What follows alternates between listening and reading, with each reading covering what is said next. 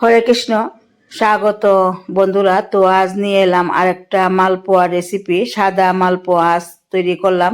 এই শীত চলে যাওয়ার আগে একবার আপনারাও এইভাবে বানিয়ে নিন। তো এখানে আমি গোবিন্দভোগ চালের পেস্ট করে নিলাম, আর একই মিক্সি জারে সুজিও পেস্ট করে নিলাম। এবার চালের পেস্টের মধ্যে দিয়ে দিলাম।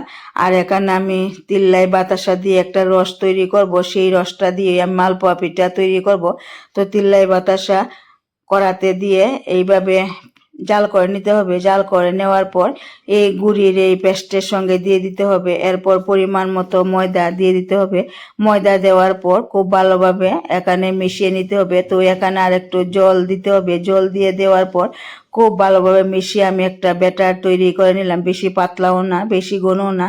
তো এইভাবে এই ব্যাটারটা তৈরি করতে হবে। এরপর আধা ঘন্টার জন্য রেস্টে রেখে দিতে হবে।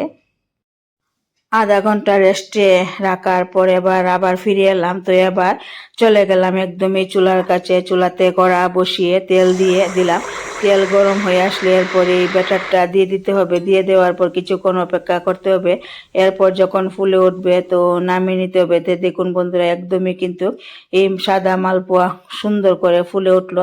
তো এইভাবেই আমি সবগুলো বানিয়ে নিলাম। তো কেমন হলো বন্ধুরা আমার এই সাদা মালপোয়া রেসিপিটা? তো আপনারা অবশ্যই এই শীত চলে যাওয়ার আগে এইভাবে বানিয়ে নিতে পারেন। তবে আপনারা চিনি দিয়েও এই মালপোয়াটা তৈরি করে নিতে পারবেন।